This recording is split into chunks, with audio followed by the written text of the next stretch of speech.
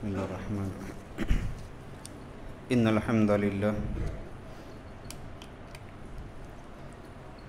नहमदुहु व नस्तईनुहु व नस्तगफिरुहु व नु'मिनु बिहि व नतवक्कलु अलैहि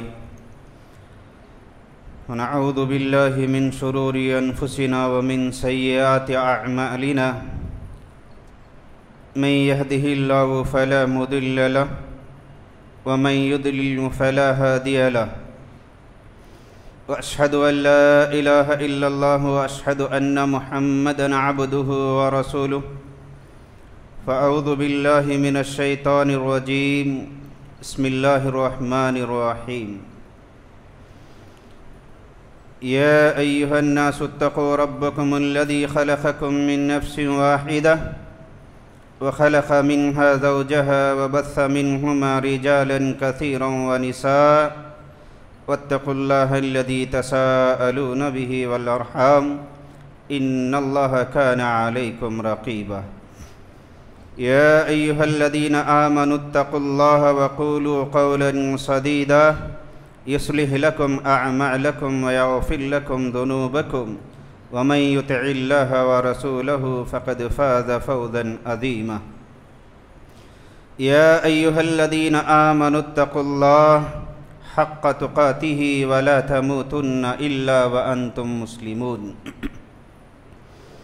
व क़ाल तआला फ़ी मौदिइन आख़र क़द अफ़लहल मुअमिनून अल्लज़ीना हुम फ़ी सलातिहिम ख़ाशिऊन। व क़ाल अय्ज़न इन्नस सलात तन्हा अनिल फ़हशाइ वल मुनकर। औ कमा क़ाल अल्लाहु तबारक व तआला फ़िल क़ुरआनिल मजीद वल फ़ुरक़ानिल हमीद। हादिरीन जुमा, मुअज़्ज़ज़ सामिईन व सामियात, अज़ीज़ नौजवानों, प्यारे बच्चों, पर्दा नशीन ख़वातीन, मुख्तसर सी हम्दो सना के बाद सबसे पहले मैं अल्लाह रब्बुल आलमीन का शुक्र बजा लाता हूँ कि उस खालिक़े कायनात, मालिके दो जहाँ, जो सारे जहाँ का पालनहार है, हम सब का खालिक़ और मालिक है, उसका बेहद शुक्र और उसका एहसान है कि उसने हमें अशरफुल मखलूक, एक बेहतरीन इंसान बना करके रसूल अकरम सल्लल्लाहु अलैहि वसल्लम का उम्मती बना करके दुनिया में हमें भेजा। उसके बाद लाखों दरूद व सलाम हो जनाब आका मोहम्मद मुस्तफ़ा सल्लल्लाहु अलैहि वसल्लम पर कि जिन्होंने अल्लाह रब्बुल आलमीन के पैगामात को उसके बंदों तक बिला कमी व पेशी के अल्लाह रब्बुल आलमीन के हुक्म से पहुंचा दिया और हर अमल जिसे अल्लाह के नबी सल्लल्लाहु अलैहि वसल्लम ने करने का हुक्म दिया उसे अमली तौर पर भी अल्लाह के नबी ने कर करके अपनी उम्मत को बता दिया, ताकि उम्मत को किसी भी काम के, किसी भी अमल के करने में दिक्कत और दुश्वारी वारिद ना हो। हादिरीन जुमा, अल्लाह रब्बुल आलमीन ने इस दुनिया में इंसानों और जिन्नात को जो बनाया है, वो जिन्नात और इंसान को बनाने का अल्लाह ने मकसद वाज़े करते हुए कहा, वमा खलक़तुल जिन्ना वल इंसा इल्ला लियाबुदून। हमने दुनिया में बहुत सारे चीज़ों को बनाए हैं, वो सारे चीज़ें इंसानों की फ़ायदे के लिए हैं, इंसानों की खिदमत के लिए हैं, लेकिन अल्लाह की मखलूक में इंसान और जिन अल्लाह के इबादत, अल्लाह की इताअत के लिए है, अल्लाह रब्बुल आलमीन के फर्माबरदारी के लिए है। हमारा मकसद इस दुनिया में आने का ही अच्छे कामों को करना है, बुरे कामों से इज्तिनाब करना है और हर वो काम को करना है जिसे प्यारे नबी सल्लल्लाहु अलैहि वसल्लम ने करने का हुक्म दिया करना है, और हर वो अमल से बचना है जिसे प्यारे नबी सल्लल्लाहु अलैहि वसल्लम ने रुकने का हुक्म दिया। तमाम बुजुर्गों, अल्लाह रब्बुल आलमीन का हमें इस दुनिया में पैदा करने के जो बहुत सारे असबाब हैं, जहाँ बहुत सारे सबब हैं, उनमें का सबसे बड़ा एक सबब अल्लाह की इबादत है। अल्लाह के इबादत में सबसे पहले नंबर पर, सबसे पहले दर्जे पर जो हुक्म आता है वह अल्लाह की इबादत, नमाज। कुरान करीम में जहाँ भी अल्लाह रब्बुल आलमीन ने नेक कामों को करने का हुक्म दिया है, अल्लाह और उसके रसूल की इताअत करने का हुक्म दिया है, तो वहाँ सबसे पहला काम अल्लाह रब्बुल आलमीन ने हुक्म दिया कि अक़ीमुस्सलाह, ए लोगो नमाज को क़ायम करो। नमाज अल्लाह रब्बुल आलमीन से क़ुर्बत का ज़रिया है, नमाज दुख़ूल जन्नत का ज़रिया है, नमाज जहन्नम से नजात है, नमाज अल्लाह रब्बुल आलमीन के रज़ा का सबब बनता है। नमाज दीन के सुतूनों में सबसे बेहतरीन सुतून है, सबसे बड़ा सुतून है, सबसे अफजल सुतून है। इसीलिए अल्लाह के नबी सल्लल्लाहु अलैहि वसल्लम ने कहा अस्सलातु इमादुद्दीन, नमाज दीन का सुतून है। मन अकामहा अकामद्दीन, जिसने नमाज को क़ायम किया उसने दीन को क़ायम कर दिया। वमन हदमहा हदमद्दीन, जिसने नमाज को तर्क कर दिया, नमाज को छोड़ दिया, गोया कि वो ऐसा है कि दीन के किसी भी उम्र पर उसने अमल किया ही नहीं। इसलिए नमाज अल्लाह की महबूब चीज़। हमारे दिन और रात के मसरूफियात जितने भी हों, जैसे भी हो, जिस हाल में भी हो, नमाज हर इंसान के लिए ज़रूरी चीज़ है। हर इंसान के लिए क़यामत के दिन सबसे पहले पूछी जाने वाली चीज़ है। प्यारे नबी सल्लल्लाहु अलैहि वसल्लम ने फरमाया, मरने के बाद जब दोबारा उठाया जाएगा तो उस वक्त में इंसान से जो सवाल जवाब अल्लाह रब्बुल आलमीन करेगा, वो सवालात में, वो जवाबात में सबसे पहले अल्लाह नमाज के बारे में पूछा जाएगा। अल्लाह नमाज के बारे में पूछेगा। प्यारे नबी रसूलुल्लाह सल्लल्लाहु अलैहि वसल्लम ने फरमाया, अव्वल मन युहासबु बिही यौमल क़ियामा अस्सलाह, क़यामत के दिन सबसे पहले जिस चीज़ का सवाल किया जाएगा वो नमाज है। अगर ये नमाज के बारे में हम कामयाब हो गए तो समझो कि आगे के तमाम मराइल हमारे कामयाब हो जाएंगे। अगर नमाज के अंदर ही हम नाकाम निकले तो फिर आगे के किसी भी मरहले के अंदर कामयाब नहीं हो सकते। हमने नमाज को, आप सल्लल्लाहु अलैहि वसल्लम ने फरमाया, अफ़ज़लुल आमाली अहब्बुल आमाली अस्सलातु अला अव्वली वक्तिहा, नमाज अल्लाह रब्बुल आलमीन के नज़दीक पसंदीदा चीज़, नमाज अल्लाह के नज़दीक महबूब अमल है। नमाज को उसी वक्त में पढ़ना, यानी अव्वल वक्त में पढ़ना, वैसे ही पढ़ना जैसे अल्लाह के नबी सल्लल्लाहु अलैहि वसल्लम ने पढ़ा और अपनी उम्मत को पढ़ करके सुनाया और दिखाया। सल्लू कमा रअयतुमूनी, ऐ लोगो तुम जिस तरह से नमाज पढ़ते हुए मुझे देखते हो उसी तरह से तुम नमाज पढ़ो। और नमाज को अव्वल वक्त में क़ायम करना ये अफजल अमल है। अव्वल वक्त में पढ़ना और जैसे अल्लाह के नबी ने पढ़ा वैसे पढ़ना, जितना अल्लाह के नबी ने पढ़ा है उतना ही पढ़ना है और अल्लाह की रज़ामंदी के लिए पढ़ना है। ये अल्लाह के नज़दीक महबूब अमल है। इसीलिए अल्लाह के नबी सल्लल्लाहु अलैहि वसल्लम ने नमाज को वक्त के बराबर क़ायम करना अफजल अमल करार दिया। हम नमाज को तर्क कर देते हैं। नमाज के अलावा जो दूसरे अमाल हैं वह अमाल में सबक़त ले जाते हैं, वह अमाल में आगे बढ़ जाते हैं, यहाँ तक कि रियाकारी के हद तक भी आगे बढ़ जाते हैं। अल्लाह हम सब की हिफाजत फरमाए। तमाम नेक अमाल में आगे बढ़ना, हर नेक अमल जिसे अल्लाह चाहता है, हर नेक अमल जिससे अल्लाह की रज़ा हासिल होती है, हर वह अमल जिससे अल्लाह खुश होता है, उसे हर मोमिन बंदा मोमिन और मर्द और औरत को करना चाहिए। लेकिन याद रखो, आमाल सालिहा में सबसे बड़ा अमल, सबसे अफजल अमल, सबसे पहले जिसके बारे में सवाल किया जाएगा वह नमाज है। नमाज को क़ायम करें उसके बाद ही ज़कात है, नमाज को क़ायम करें उसके बाद ही क़ुरबानी है। पहले नमाज है उसके बाद सदका और खैरात है, पहले नमाज है उसके बाद फिर दूसरे अमाल हैं। तौहीद के इक़रार के बाद बंदे मोमिन के ऊपर सबसे पहला जो अमल फ़र्ज होता है वह अमल है नमाज। आप सल्लल्लाहु अलैहि वसल्लम मर्जुल मौत में भी ये कहा, अस्सला अस्सला अस्सला, ऐ लोगो नमाज से गफलत ना करो, नमाज की पाबंदी करो। नमाज अल्लाह रब्बुल आलमीन की रज़ामंदी का ज़रिया और सबब है। हम नमाज को तर्क कर देते हैं। क़ुरबानी एक नेक अमल है। अल्हम्दुलिल्लाह नेक अमल है। हम में से बहुत सारों ने इसे अंजाम भी दिया है। याद रखो, पहले नमाज है, उसके बाद कुर्बानी है। कुर्बानी के अमल को करने के लिए लोग लाखों के जानवर को, लाखों के रुपए खर्च करके जानवर को लाते हैं और अपने घर के सामने बांध करके रखते हैं और कुर्बानी के दिन, ईद उल अज़हा के दिन उसे कुर्बानी करते हैं। अल्हम्दुलिल्लाह कीजिए, लेकिन ये अमल को करते हैं उससे पहले याद करो कि हमने कितनी नमाजों को छोड़ा है। जिस दिन हमने कुर्बानी की है उसी दिन फजर की नमाज भी हमने छोड़ी है, उसी दिन इशा की नमाज भी हमने छोड़ा है, उसी दिन मगरिब की नमाज भी हमने छोड़ा है। तमाम नेक अमल में सबसे पहला अमल नमाज। पहले नमाज को कायम करो, नमाज के बाद ही कुर्बानी है, नमाज के बाद ही हज है, नमाज के बाद ही ज़कात है। ज़कात, हज, कुर्बानी ये इस्तिताअत रखने वाले सिर्फ मालदारों के ऊपर ही फ़र्ज है। जो आदमी इस्तिताअत रखता है कुर्बानी करने की, वही कुर्बानी करेगा। जो आदमी ज़कात अदा करने का हक रखता है, इस्तिताअत रखता है, वही आदमी आकर के ज़कात अदा करेगा। जिस आदमी के पास माल और दौलत है वही आदमी हज के लिए जाएगा। लेकिन नमाज हर एक बालिग मर्द और औरत के ऊपर नमाज फ़र्ज है।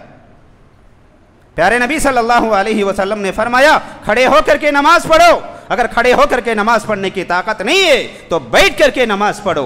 अगर बैठ करके भी नमाज पढ़ने की ताकत नहीं है, लेटे लेटे इशारे से ही नमाज पढ़ो। चाहे तुम घर में रहे, चाहे सफर में रहे, चाहे हजर में रहे, हर हाल में नमाज का पढ़ना जरूरी है। तौहीद के इकरार के बाद सबसे पहला अमल जो बंदे मोमिन को करना जरूरी होता है वो नमाज है। आज हम सबसे ज्यादा नमाज से गाफिल हैं। नमाज को हमने तर्क कर दिया है। कुर्बानी को हमने बड़ा अमल समझा है, कुर्बानी को हमने अफजल अमल समझा है, हज को हमने अफजल अमल समझा है, बाकी दूसरे तमाम अमल को हमने अफजल अमल समझ लिया है। हाँ, ये भी अफजल अमल है, ये भी नेकी है, इससे भी अल्लाह राजी होता है, इसका भी सवाब मिलता है। लेकिन याद रखो, ये तमाम चीज़ों से पहले नमाज है, नमाज है। प्यारे नबी रसूलुल्लाह सल्लल्लाहु अलैहि वसल्लम मुआज़ बिन जबल को हुक्म देकर के यमन की तरफ भेजा तो उन्हें कहा, जाओ तुम पहले लोगों के पास अल्लाह के दीन को पेश करो। अगर वो अल्लाह के दीन को मान ले, तौहीद का इकरार कर ले, अल्लाह की वहदानियत को अगर कबूल कर लेते हैं तो उसके बाद उन्हें कहो कि दिन में 5 नमाजें पाबंदी के साथ में पढ़ना चाहिए। उसके बाद ही ज़कात का हुक्म दिया है, उसके बाद ही कुर्बानी का हुक्म है। मेरे भाइयों, कुर्बानी भी नेक अमल है, ज़कात भी नेक अमल है, हज भी नेक अमल है। लेकिन याद रखो, ये तमाम अमल से हट करके सबसे पहली जो चीज़ फ़र्ज है, जिसके बारे में इंसान को मरने के बाद दोबारा जब उठाया जाएगा तो खबर से उठते ही सबसे पहला जिसके बारे में सवाल किया जाएगा वो नमाज है। नमाज के अलावा दूसरा नहीं है। अगर किसी भी इंसान की नमाज पूरी निकल आई तो समझो कि आगे के तमाम मंजिलों के अंदर वह कामयाब और कामरान हो जाता है। इसलिए नमाज की पाबंदी करो, खुद भी नमाज की पाबंदी करो, घर में भी नमाज की पाबंदी का हुक्म दो, बीवी बच्चों को नसीहत करो, वालिदैन को नसीहत करो, रिश्तेदारों को नसीहत करो, नमाज के तर्क करने पर सजा दो। प्यारे नबी रसूलुल्लाह सल्लल्लाहु अलैहि वसल्लम ने फरमाया, जब अपने बच्चे घरों के अंदर 7 साल के हो जाते हैं तो उन्हें नमाज का हुक्म दो। जब वह 9 साल को पहुंच जाते हैं तो नमाज को तर्क करने पर उन्हें सजा दो। कहा प्यारे नबी सल्लल्लाहु अलैहि वसल्लम ने, कहा कि खु अनफुसकुम अहलीकुम नारा, नमाज की पाबंदी तुम भी करो और अपने बीवी बच्चों को भी नमाज की पाबंदी का हुक्म दो, अपने रिश्तेदारों को भी नमाज की पाबंदी का हुक्म दो। जो नसीहतें, जो वसीयतें हम अपने बच्चों को करते हैं, वो नसीहतों में, वो वसीयतों में सबसे पहली नसीहत जो लुक़मान हकीम ने अपने बेटे को नसीहत करते हुए कहा, अक़ीमिस सलाह या बुनैया अक़ीमिस सलाह, ऐ बच्चे तो नमाज को कायम कर, क्योंकि अल्लाह के यहाँ कबूल होने वाले अमाल में सबसे पहला अमल नमाज है। आज हमारे अंदर सबसे ज़्यादा किसी अमल को छोड़ा जाता है, किसी अमल को अगर हमने तर्क कर दिया है, हम और आप बहुत सारे लोग दुनिया के अंदर ऐसे हैं जो नमाज को छोड़ करके बैठे हैं, नमाज से हम गफलत करते हैं। बाज़ उलमा ने यहाँ तक फतवा भी दे दिया है, जो बंदा नमाज की पाबंदी नहीं करता है, जो नमाज को तर्क करता है, जो तारिके सलाह है, अगर वो बंदा कुर्बानी भी अगर करता है या जानवर को ज़बह भी करता है तो उसके ज़बह किए हुए जानवर को नहीं खाना चाहिए, क्योंकि ये तारिके सलाह है। नमाज को तर्क करने वाला काफिर कहलाता है। मुसलमान और काफिर के दरमियान में फ़र्क करने वाली चीज़ नमाज है। नमाज को पाबंदी करो, नमाज की पाबंदी करो, नमाज का एहतिमाम करो, नमाज कभी भी तर्क ना होने दो अपने अंदर से। जितने लोगों की भी अब तक जो नमाज छूटी है, जो हमने ख्वाब गफलत में डूब करके छोड़ दिया है, अल्लाह के नबी सल्लल्लाहु अलैहि वसल्लम ने फरमाया अगर किसी इंसान को एहसास हो जाए बाद में अगर गलती का, अब हम में से हर एक को अब ये चाहिए कि हम एहसास करें कि गलतियाँ जो हो गई हैं, जो नमाज़ें हमारी छूटी हैं, वो नमाज़ों के बारे में रब से तौबा करे, आइंदा नमाज को तर्क ना करने का वादा अल्लाह से करे और नमाज को पाबंदी से पढ़े। आप भी पढ़े, घर में भी पढ़ने का हुक्म दे, बीवी बच्चों को भी नमाज पढ़ने का हुक्म दे। फ़र्ज नमाजें हैं, दिन में 5 नमाजें। आप सल्लल्लाहु अलैहि वसल्लम ने औरतों को मुखातब करते हुए कहा 4 अमल ऐसे हैं अगर औरत वो कर लेगी 4 अमल को पाबंदी के साथ में, वो दुखुल जन्नत, यानी जन्नत में वो जिस दरवाजे से जाना चाहे दाखिल हो सकती है। तो उनमें से एक शर्त 5 नमाजों की पाबंदी है। औरतें अपने घरों के अंदर नमाज की पाबंदी करें, अव्वल वक्त में पढ़ने की कोशिश करें, और मर्द हजरात तमाम के तमाम मस्जिद में आकर के अव्वल वक्त में नमाज पढ़ने की कोशिश करे। बाज़ अफराद सुस्ती और गफलत की वजह से मस्जिदें करीब में हैं, मस्जिद घर के बाजू में है, मस्जिद महल्ले में है, उसके बावजूद मस्जिद को नहीं जाते हैं, देर तक घर में इंतज़ार करते रहते हैं, ख़ास करके असर के वक्त में और आखिरी वक्त में उठ करके अपने घर के अंदर ही नमाज पढ़ लेते हैं। याद रखो, प्यारे नबी रसूलुल्लाह सल्लल्लाहु अलैहि वसल्लम ने सेहतमंदी के साथ बिला उज़ुर के अपने घरों में नमाज पढ़ने वालों के लिए अल्लाह के नबी ने वईद सुनाया और कहा मेरा जी चाहता है कि उनके घरों को आग लगा दूं। मेरे भाइयों, नमाज की पाबंदी करो। आमाले सालिहा का जहां जहां भी हुक्म आता है वो तमाम अहकाम में, वो तमाम हुक्मों में सबसे पहला नमाज है। नमाज के औकात की हिफाजत करो। दिन में 5 जो नमाजें हैं उसे अव्वल वक्त में मस्जिद में जा कर के अदा करने की जहाँ तक हो सके उसे कोशिश करो, और उसके साथ साथ नवाफिल की भी पाबंदी करो, सुन्नतों की भी पाबंदी करो। हम में से बहुत सारे अफराद हैं अक्सर तो नमाज पढ़ते ही नहीं हैं, और अगर कोई पढ़ते हैं इल्ला माशा अल्लाह वो भी सिर्फ फ़र्ज़ पढ़ करके अपने घरों को भाग जाते हैं, सुन्नतों की पाबंदी नहीं करते हैं। सुन्नतों की बड़ी अहमियत है, सुन्नतों की बड़ी फजीलत है। प्यारे नबी सल्लल्लाहु अलैहि वसल्लम ने फरमाया क़यामत के दिन बंदे मोमिन के आमाल तोले जाएंगे, सवाल जवाब उससे होगा। उनमें सबसे पहले नमाज का सवाल लिया जाएगा, नमाज का सवाल उसे किया जाएगा। अगर उसके अंदर उसके फ़र्ज़ नमाजें अगर कम आएंगे, कमी होगी, तो अल्लाह तबारक व तआला फ़रिश्तों से कहेगा ऐ फ़रिश्तों, इसके नामे आमाल में फ़राइज़ के अलावा सुन्नत भी है क्या देखो। तो देखा जाएगा, अगर उसके सुन्नतें हैं तो फिर वो सुन्नतों को रख करके फ़राइज़ को मुकम्मल किया जाएगा। बहुत बड़ी फ़जीलत। आप सल्लल्लाहु अलैहि वसल्लम मेराज को गए। मेराज में मेरे भाइयों ज़रा गौर से सुनो, आप सल्लल्लाहु अलैहि वसल्लम मेराज को गए। मेराज की रात में जन्नत और जहन्नम की सैर करें, वापस आए तो दूसरे दिन सुबह आप सल्लल्लाहु अलैहि वसल्लम ने साहबा को जमा किया और साहबा से कहा, बाज़ रिवायात में है मदीने में जाकर के अल्लाह के नबी सल्लल्लाहु अलैहि वसल्लम ने कहा, साहबा से कहा ऐ साहबा, जब मैं मेराज की रात आसमानों में गया, जन्नत और जहन्नम के मैंने सैर किया, तो जन्नत के बहुत सारे मनाजिर को मैंने देखा और जहन्नम के मैंने बहुत सारे मनाजिर को देखा। जहन्नम के मनाजिर को अल्लाह के नबी ने गिनाया और सुनाया, और जन्नत के मनाजिर को गिनाया और सुनाया। उसके बाद प्यारे नबी सल्लल्लाहु अलैहि वसल्लम ने कहा, ऐ लोगों सुनो, जब मैं जन्नत में गया, जन्नत में दाखिल हुआ, तो बहुत सारे अच्छे मनाजिर को मैंने जन्नत में देखा। उसमें से मैं जन्नत में एक महल को देखा, एक महल को देखा, इतना खूबसूरत महल है, वो अंदर से भी बाहर से भी बड़ा खूबसूरत मंजर है उसका। हीरे मोहतियात, जवाहिरात, हीरे मोतियों से सजा हुआ है, शीश महल की तरह से नज़र आता है। बाहर से जब मैं यह मंजर को देखा तो मेरी ख्वाहिश हुई मैं अंदर भी दाखिल होकर के देखूं, लेकिन इस महल के, इस बंगले के, इस घर के मालिक की गीरत ने मुझे अंदर जाने से रोक दिया, लेकिन मैं अंदर नहीं जा सका। तो इतनी खूबसूरत तारीफ़ अल्लाह के नबी सल्लल्लाहु अलैहि वसल्लम जन्नत के वो घर के बारे में, वो महल के बारे में सहाबा को बताया। सहाबा इकराम गौर से सुनते जा रहे हैं, सुनते जा रहे हैं। उसके बाद अल्लाह के नबी सल्लल्लाहु अलैहि वसल्लम ने कहा, ऐ सहाबा, क्या तुम जानते हो तुम में से ये घर किसके लिए बनाया गया है? क्या तुम जानते हो तुम में से ये घर किसके लिए बनाया गया है? ये जन्नत की तारीफ को सुन करके, जन्नत की नेमतों के बारे में सुन करके अबू हुरैरा रज़ी अल्लाहु अन्हु कहते हैं, हम में से कोई सहाबी ऐसा नहीं था वो मजलिस में बैठा हुआ हर एक ये सोच रहा था शायद वो महल मेरे लिए है, अब अल्लाह के नबी मेरा नाम लेंगे उसके। अल्लाह के नबी सल्लल्लाहु अलैहि वसल्लम ने पूछा, तुम जानते हो ये महल किसके लिए है, ये खूबसूरत मंजिल किसके लिए है, ये खूबसूरत बंगला किसके लिए है, ये इतने बेहतरीन मंजर जो बनाया गया है किसके लिए है। यहाँ तक अल्लाह के नबी सल्लल्लाहु अलैहि वसल्लम ने फरमाया, वो महल के किनारे में बाहर आकर के बहुत बड़ा हाउस बना हुआ है, वो हाउस के पास जन्नत की हूरें खड़ी हुए हैं और वो कह रहे हैं, ऐ अल्लाह, इस घर का मालिक, हमारा मालिक हमारे पास कब आएगा, जल्द उसे लेकर किया।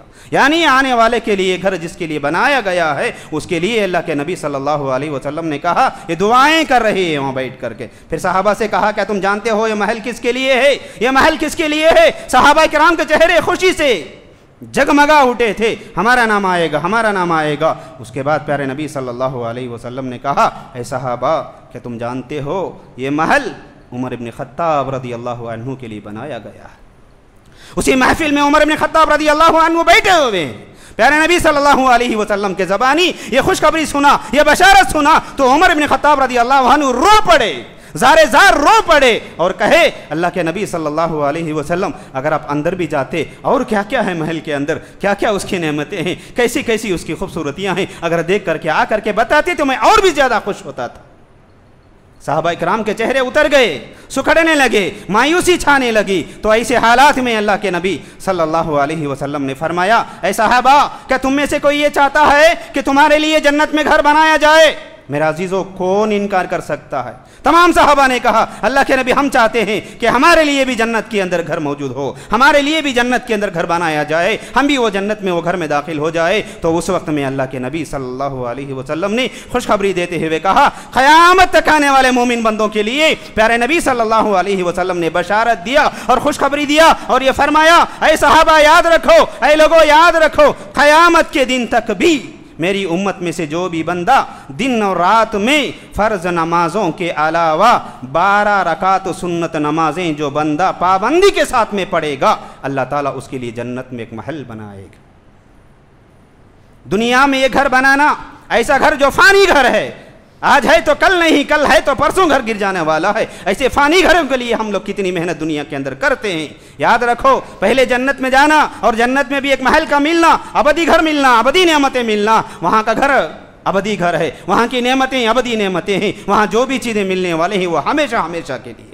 जन्नत की जवानी हमेशा के लिए है, जन्नत की नेमतें हमेशा के लिए हैं और जन्नत की खुशखबरियाँ हमेशा के लिए आए हैं। लेकिन ये दुनिया ये फ़ानी दुनिया है, ये दुनिया की कोई भी नेमत हमारे साथ में आने वाले नहीं है। मेरे भाइयों, दुनिया की नेमतों के लिए, दुनिया के ऐशो आराम में फंस करके आखिरत को बर्बाद ना करो, अपने खबर को अंधेरा ना करो, जहन्नम के गड्ढे में दाखिल होने का सबब ना बनो। नमाजों की पाबंदी करो, नमाजों की पाबंदी करो, खुद भी पाबंद बनो नमाज के और अपने अहलो अयाल को, अपने रिश्तेदारों को भी नमाज का हुक्म दो।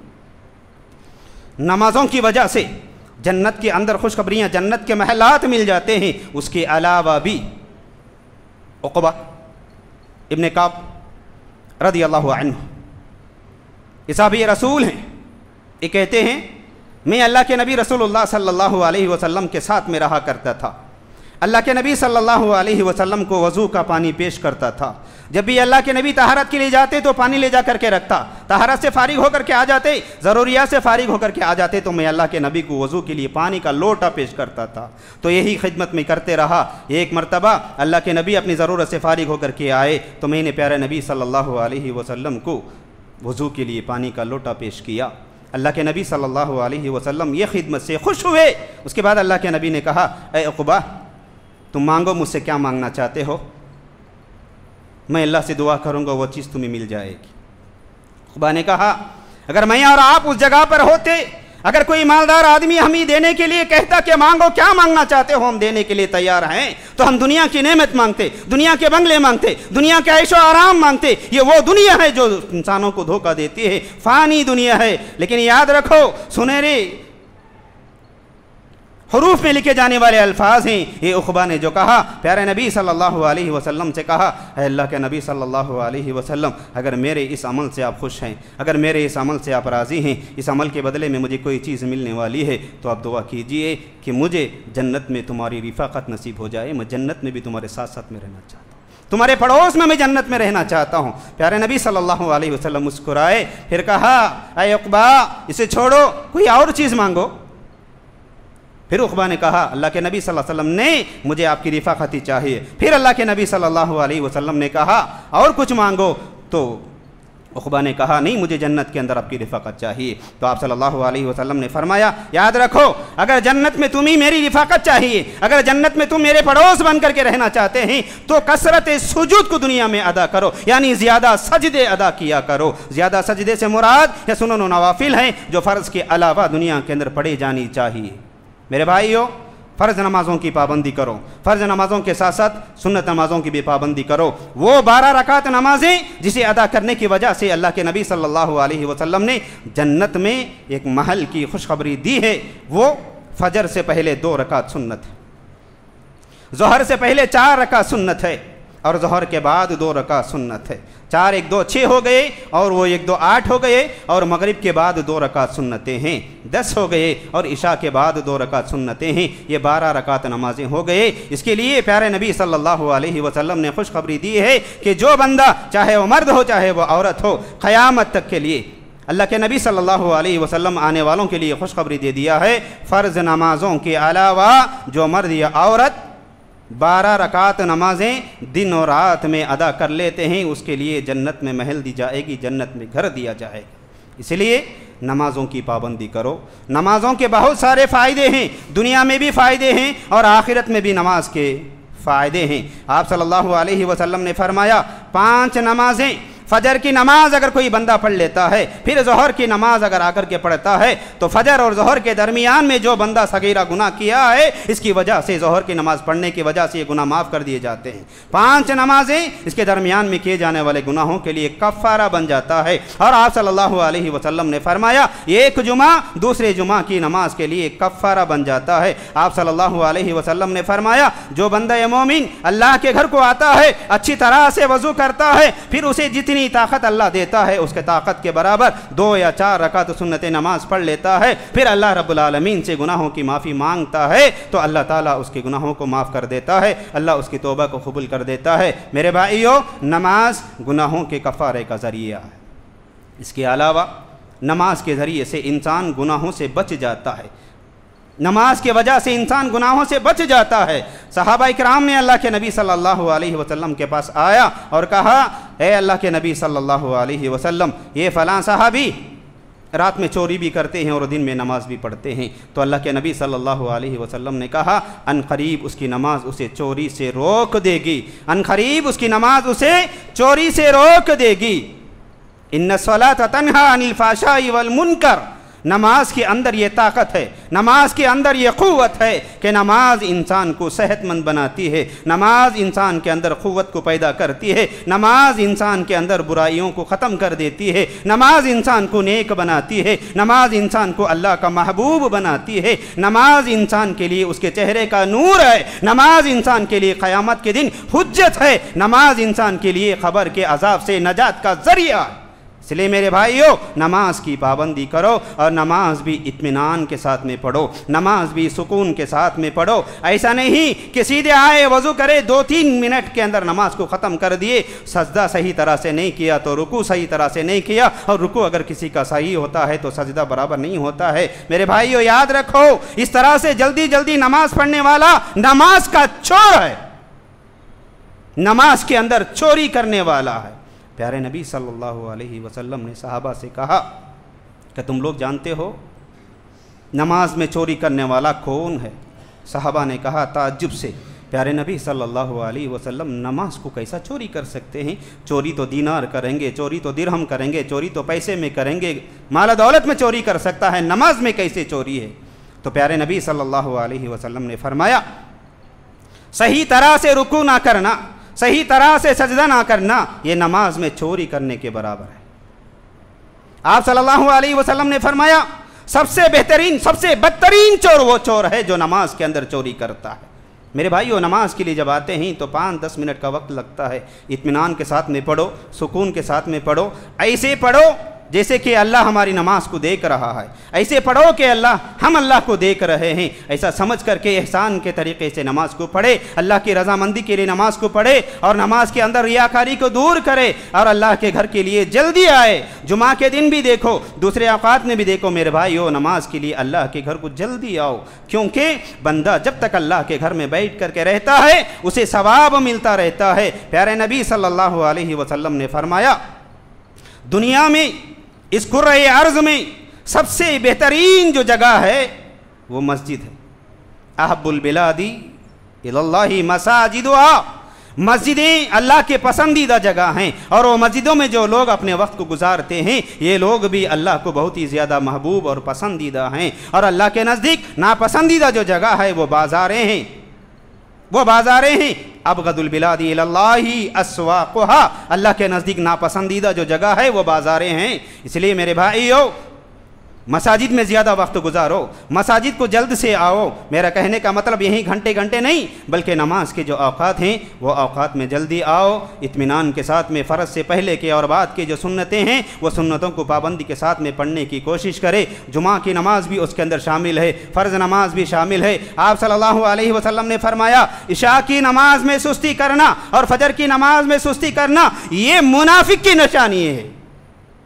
सहाबा इकराम कहते हैं, अगर सहाबा में से, अगर हम में से कोई सहाबी इशा की नमाज में गैर हाजिर रहता, फजर की नमाज में गैर हाजिर रहता, तो सहाबा इकराम उनको घूर करके देखा करते थे। आप सल्लल्लाहु अलैहि वसल्लम ने फरमाया, इशा की नमाज में सुस्ती करके नमाज को ना पढ़ने वाला, फजर की नमाज में सुस्ती करके नमाज को ना करने वाला, नमाज को ना पढ़ने वाला, इसे अल्लाह के नबी सल्लल्लाहु अलैहि वसल्लम ने मुनाफिक कहा। सोचो हम में से कितने लोग हैं जो फजर की नमाज को जमात के साथ में पढ़ते हैं, सोचो हम में से कितने लोग हैं जो इशा की नमाज को जमात के साथ में आकर के पढ़ते हैं। नमाज़ों की पाबंदी करो, 5 नमाजें इंसान के लिए ज़रूरी हैं। अगर इसमें से कोई भी चीज़ अगर बिला उज़्र छोड़ दी जाती है, अल्लाह के यहाँ इसकी पकड़ होगी। इसलिए मेरे भाइयों, नमाज की पाबंदी करो, आप भी नमाज की पाबंदी करो, ख़ुद भी नमाज के पाबंद बनो, अपने घर वालों को, अपने रिश्तेदारों को, अपने अहल अयाल को, अपने बीवी बच्चों को नमाज की तरफ तरग़ीब दिलाओ और अपने घरों को नमाज से आबाद करो। मर्द हजरात फ़र्ज़ नमाजें मस्जिद के अंदर पढ़े, अगर हो सके तो कभी कभार सुन्नत नमाजें जो होते हैं घर के अंदर भी अदा करें, ताकि इसके ज़रिए से अपने बीवी बच्चों की तरबियत हो। हमको देख करके हमारे बच्चे भी घर के अंदर नमाज़ पढ़ना शुरू करें और औरतें अपने घर के अंदर ही अव्वल औकात में नमाज़ पढ़ने की कोशिश करें। अल्लाह से दुआ है, अल्लाह ताला मुझे और आपको अब तक जो नमाज़ें हम लोगों की छूटी हुई हैं, जहाँ हमारी गफलत हुई है, जहाँ हमारी कोताही हुई है, अल्लाह ताला हमारे कोताहियों को माफ़ करे, हमारी गफलतों को माफ़ फरमाए। इसके बाद अल्लाह ताला हम तमाम को नमाज को उसके अव्वल वक्त में पाबंदी के साथ मरते दम तक कायम रखने की अल्लाह हम सबको तौफीक अता फरमाए। आमीन। अक़ूलु क़ौली हाज़ा अस्तग़फ़िरुल्लाह ली व लकुम व लिसाइरिल मुस्लिमीन अजमईन। बारकल्लाहु लना व लकुम व नफ़अना व इय्याकुम बिद्दिक्रिल आयातिल हकीम। इन्नहु तआला जवादुन करीमुन मलिकुन बर्रुर रऊफ़ुन व रब्बुन हलीम।